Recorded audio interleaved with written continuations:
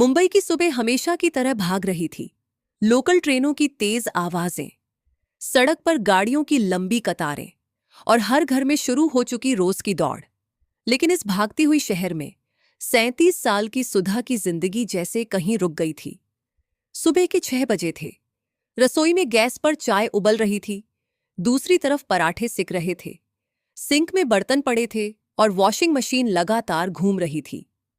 आरव, जल्दी उठो बेटा, बस आने वाली है। रिया, दूध खत्म करो वरना फिर स्कूल में सिर दर्द होगा। अमित, तुम्हारा टिफिन बैग में रख दिया है।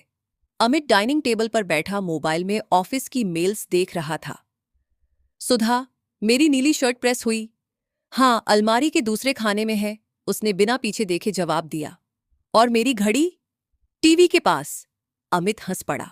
तुम्हारे बिना तो मैं एक दिन भी सरवाइव नहीं कर सकता। रिया भी हंसने लगी। सच में पापा मम्मी ना हो तो हम सब भूखे मर जाएं। सब हंस रहे थे, लेकिन सुधा बस हल्का सा मुस्कुरा पाई। उसे अचानक महसूस हुआ, इस घर में सबको उसकी जरूरत थी, लेकिन शायद किसी को उसकी पहचान की जरूरत नहीं थी। दोपहर में घर शांत हो चुका था।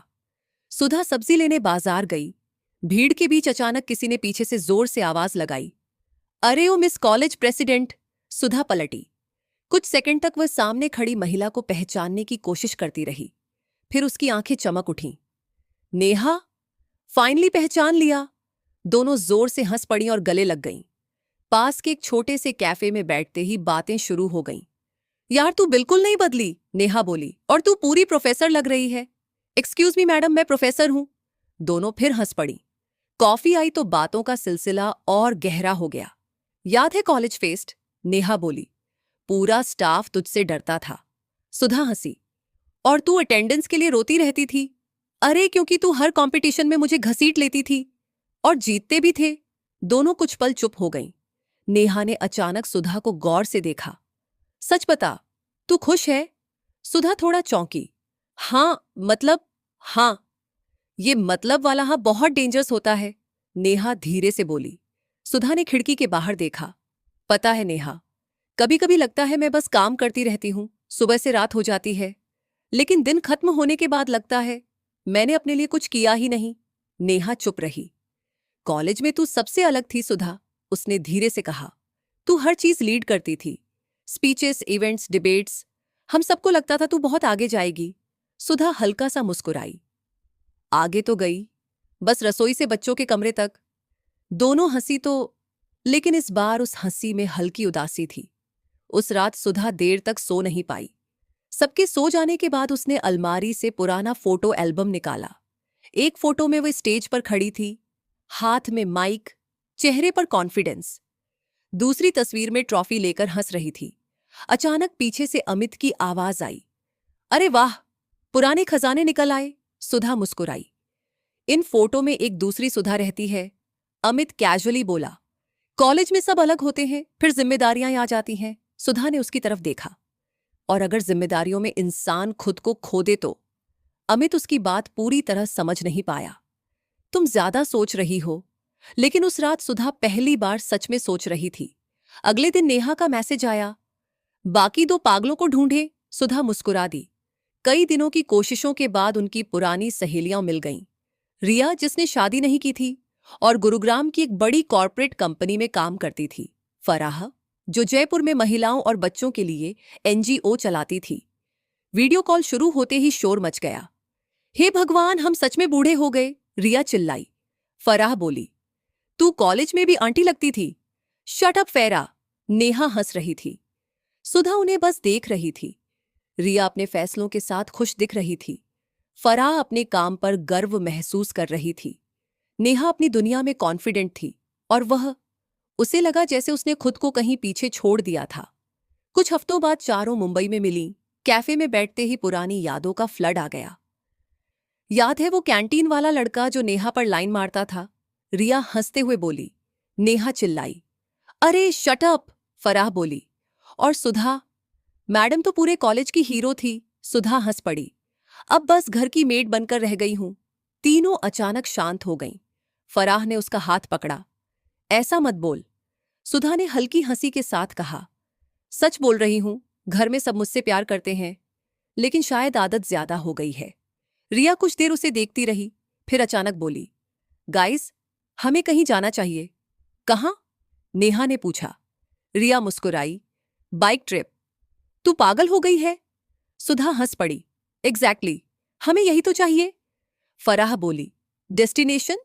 रिया ने फोन पर तस्वीर दिखाई। खारदुंगला पास। कुछ सेकंड सन्नाटा रहा, फिर चारों एक साथ हंस पड़ी। हम 4 मिडिल एज्ड महिलाएं बाइक पर लद्दाख जाएंगी, नेहा बोली। हाँ, रिया ने कहा, और इंस्टाग्राम पर ट्रेंड भी करेंगे। सुधा हंस रही थी, लेकिन अंदर डर था। घर, बच्चे, अमित, क्या वह सच में जा पाएगी? उस रात डिनर टेबल पर उसने बात शुरू की।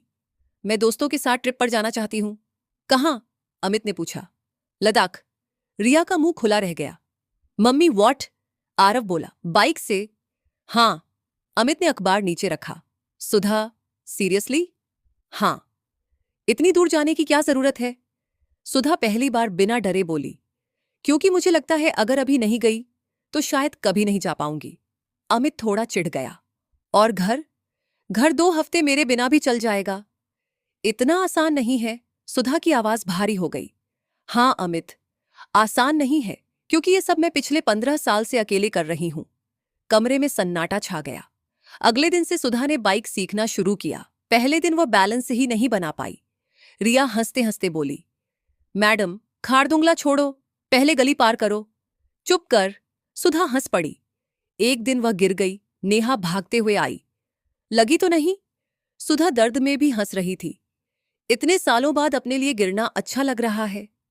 धीरे धीरे उसके अंदर पुरानी सुधा लौट रही थी, वही कॉन्फिडेंट लड़की जो कभी किसी स्टेज से नहीं डरती थी। 2 महीने बाद आखिर वो दिन आ गया। चारों राइडिंग जैकेट्स पहनकर तैयार थीं। सुधा के बच्चे उसे ऐसे देख रहे थे जैसे पहली बार अपनी मां को किसी नए रूप में देख रहे हों। रिया बोली, मम्मी, आप सच में इतनी एडवेंचरस थीं? सुधा हंस पड़ी। मैं खुद भूल गई थी। अमित उसके पास आया। कुछ पल चुप रहने के बाद बोला, टेक केयर। सुधा ने उसकी आंखों में देखा। पहली बार उसे वहां डर नहीं, सम्मान दिखा। यात्रा शुरू हुई। मुंबई पीछे छूटता गया। हाईवे पर दौड़ती बाइक्स, चेहरे से टकराती हवा, पहाड़ों की ठंडी खुशबू। सुधा ने हेलमेट के अंदर आंखें बंद कर लीं। उसे लगा जैसे वह कई सालों बाद सच में सांस ले रही है। रास्ते में खूब मजाक हुआ। एक ढाबे पर बैठकर रिया बोली, अगर हमारी माएं हमें अभी देख लेना, बेहोश हो जाए। फराह हंसी। और फिर उठकर कहेंगी, शादी कर लो, सब ठीक हो जाएगा। चारों हंसी से लौटपोट हो गईं। एक रात बोनफायर के पास बैठी नेहा बोली, पता है, मुझे हमेशा लगता था करियर बना लेना ही फ्रीडम है। फराह बोली, और मुझे लगता था दूसरों के लिए काम करना ही पर्पस है। रिया बोली, मैंने शादी नहीं की क्योंकि मुझे डर था कि कहीं मैं खुद को खो ना दूं। फिर तीनों ने सुधा की तरफ देखा। सुधा कुछ देर चुप रही। मैंने खुद को खो दिया था, उसने धीरे से कहा। और सबसे बुरी बात पता है क्या है? मुझे बहुत देर तक एहसास ही नहीं हुआ। चारों चुप हो गईं।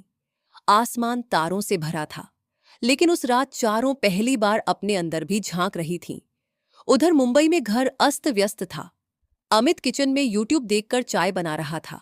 आरव बोला, पापा, मम्मी ये सब रोज कैसे मैनेज करती हैं? अमित चुप हो गया। उसे पहली बार एहसास हुआ, सुधा सिर्फ हाउसवाइफ नहीं थी, वह पूरे घर की धड़कन थी। कई दिनों बाद आखिर वे खारदुंगला पास पहुंची। चारों बर्फीले पहाड़ों के बीच खड़ी थीं। ठंडी हवा उनके चेहरों को छू रही थी। सुधा की आंखों से आंसू निकल पड़े। रिया बोली, अबे रो क्यों रही है? सुधा हंसते हुए बोली, क्योंकि इतने साल बाद लग रहा है मैं फिर से जिंदा हूं। चारों ने एक दूसरे को गले लगा लिया।